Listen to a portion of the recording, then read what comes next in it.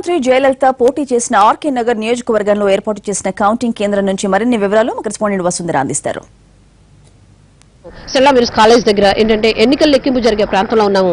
అయితే ఇక్కడ ప్రస్తుతం ఏంటంటే గత 2 రోజులుగా కూడా స్ట్రాంగ్ రూమ్లకి భద్రత కల్పిస్తూ కేంద్ర బలగాలు అలాగే రాష్ట్ర పోలీసులు అందరూ కూడా స్ట్రాంగ్ రూముల దగ్గర చాలా భద్రత కల్పిస్తున్నారు. అయితే గత 16వ తారీఖున రాష్ట్ర శాసనసభ ఎన్నికలు జరిగాయి. అయితే 234 నియోజకవర్గాలకి 232 నియోజకవర్గాలకు మాత్రమే ఎన్నికలు నిర్వహించబడ్డాయి. మరో 2 నియోజకవర్గాలకి కరూరు డిస్ట్రిక్ట్, అరివాకుర్చి అలాగే తంజావూరు 2 నియోజకవర్గాలకి కూడా 23వ తారీఖున ఎన్నికలు జరగనున్నారు. అయితే 25వ తారీఖునే వాటి ఫలితాలు కూడా వెలువడనున్నాయి. ఈ మేరకు 16వ తారీఖున జరిగిన 232 నియోజకవర్గాల ఫలితాలు కూడా ఈ రోజే రాబోతున్నాయి. అలాగే మొత్తానికి రాష్ట్ర వ్యాప్తంగా చూస్తే కనుక 232 నియోజకవర్గాలకి దాదాపు 3768 అభ్యర్థులు మొత్తానికి పోటీ చేశారు. అయితే ఈ నియోజకవర్గాల్లో ఉండే అన్నింటినీ కూడా ఆయా ప్రాంతాల్లో భద్రతా దళాలు కాపలా కాస్తున్నాయి. అయితే ఈ స్ట్రాంగ్ రూమ్ దగ్గర మాత్రం గత 2 రోజులుగా గట్టి బందోబస్తు కూడా ఉంది. అయితే ఈ రోజు జరగబోయే ఇక్కడ చెన్నైలో మాత్రం అతి పెద్ద జిల్లా చెన్నైలో 16 నియోజకవర్గాలకు సంబంధించి మొత్తానికి ఏంటంటే ఓట్ల లెక్కింపు 3 స్థానాల్లో అంటే 3 ప్రాంతాల్లో జరగబోతోంది. ఈ 3 ప్రాంతాల్లో ఒక ప్రాంతంలో మనం ఈ రోజు ఉన్నాము.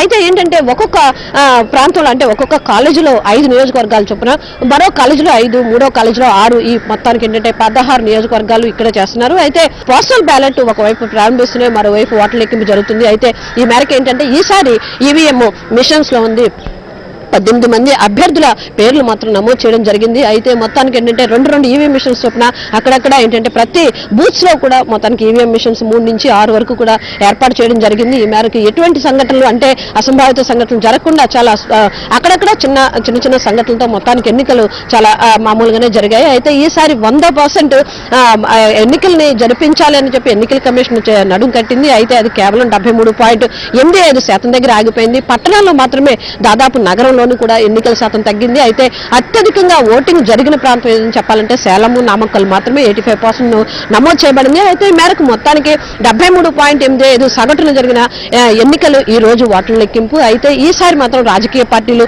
పంచముఖ పోటీ అనే చెప్పొచ్చు. ఎప్పుడు కూడా అన్నా డిఎంకే, డిఎంకే 2 పార్టీలే ఒకటి వదిలి ఇంకొకటి దాన్ని ఇక్కడ రాష్ట్ర ప్రజలు ఆదరిస్తారు. అయితే ఈసారి థర్డ్ ఫ్రంట్ అనేది దిగడంతో ఏంటంటే మొత్తానికి ఓట్లన్నీ చీలిపోయాయి. డిఎండికే విజయకాంత్ మరో అలయన్స్ తో చేరి ఆయన కూడా ఈ పోటీలో దిగారు. అలాగే పీఎంకే, వీసీకే ఇటువంటి పార్టీలు అలాగే బీజేపీ కూడా సొంతంగా 234 స్థానాలు. అయితే మొత్తానికి ఏంటంటే రాష్ట్ర ముఖ్యమంత్రి జయలలిత ఈసారి కూడా గెలుపు ఎంతవరకు వస్తుంది అనేది కూడా ఈ ఎన్నికల ఫలితాల తర్వాత తెలుస్తుంది. కెమెరామెన్ ఆర్కేతో ఓట్ల లెక్కింపు స్థానం నుంచి వసుంధర, ఓవర్ టు స్టూడియో.